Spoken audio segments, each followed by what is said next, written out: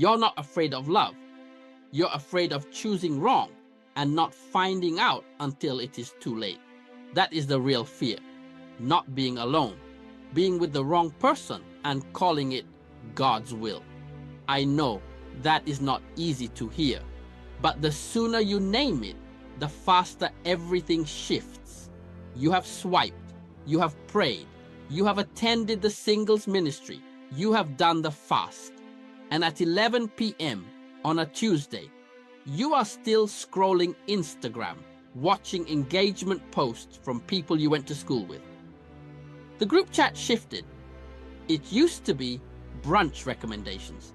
Now it is wedding vendors and baby names. And you are still in the talking stage with someone who has not even asked where this is going. And you wonder, am I the problem? Or am I just not ready? Or am I too ready and God is holding me back for a reason?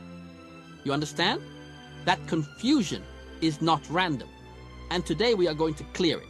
By the time we finish here, you are going to know the difference between emotional readiness and spiritual readiness. They are not the same thing. And confusing them is what has kept many gifted believers in the wrong connections for far too long. Now, before we go any further, there is something specific that most singles do when they are assessing whether they are ready.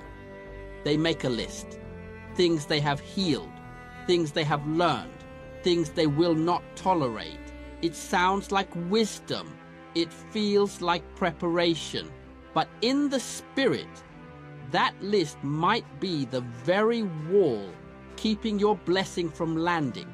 I will show you exactly why before we finish. And there is something Rebecca did at the well that the text describes in one line.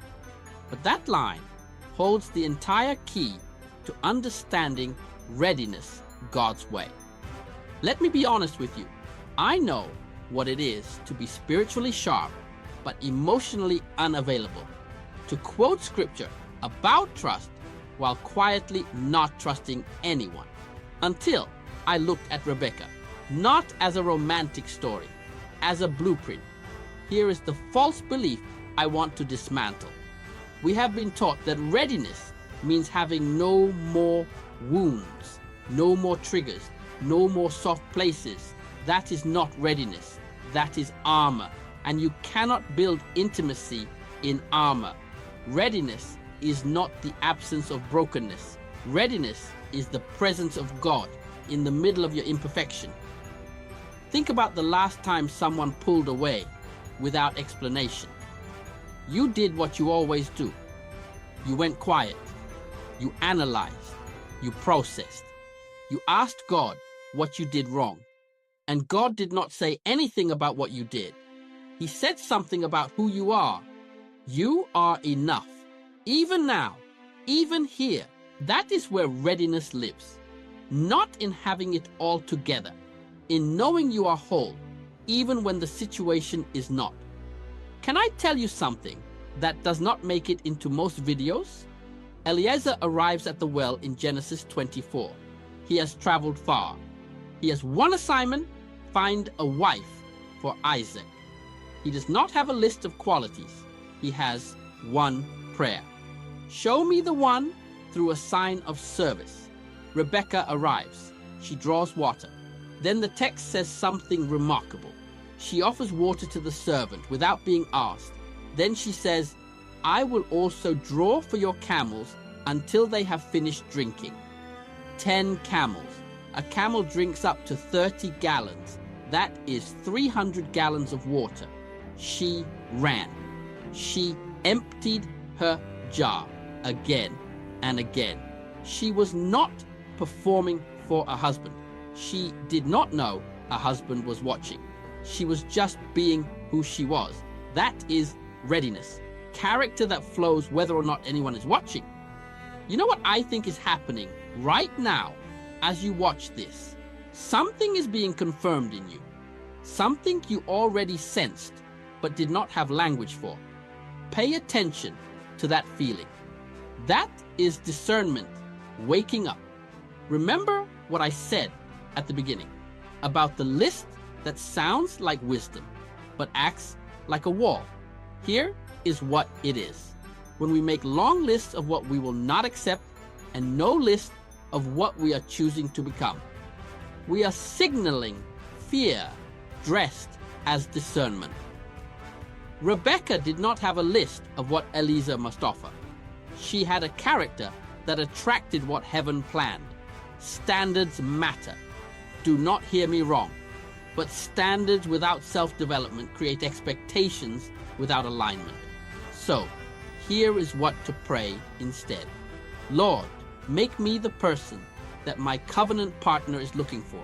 Not perfect, whole, not finished, faithful. Grow me into alignment with what you have prepared.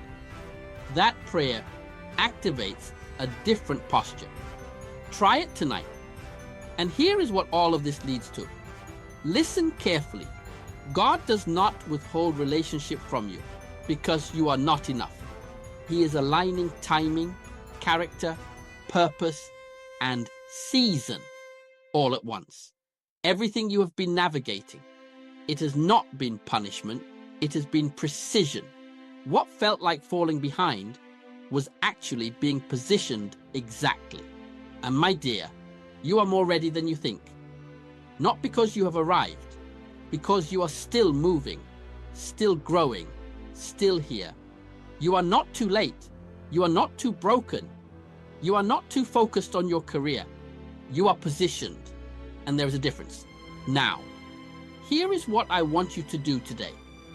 First, replace one item on your standards list with one area you are still growing in. Let it humble you. That is readiness. Second, do one act of quiet service today. Not for anyone to see, just because of who you are. This is what Rebecca did, and it is what marks a ready heart. Faith moves first, then heaven responds. Just for a moment, close your eyes if you can. 6 months from now, you are not anxiously checking timelines. You are building something, and beside you is someone who found you in your purpose, not in your desperation. And in that moment, you will remember today, this conversation, the day you stopped waiting to be enough and started walking in it. Your story is not over, my dear. It is just beginning. We began with the fear of choosing wrong. We discovered that readiness is not perfection. It is character that flows when no one is watching. We saw Rebecca not performing, just present, and heaven noticed. And now you know you are more ready than you think. If something shifted in you today, type "I am ready and I am whole" in the comments below. I want to pray over every one of those comments. Before you go, let me pray over you.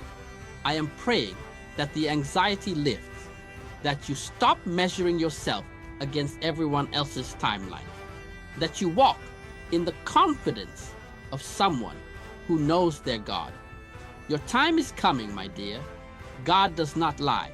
Stay faithful. Keep showing up. He sees you. He knows your name. I will see you in the next one. God bless you.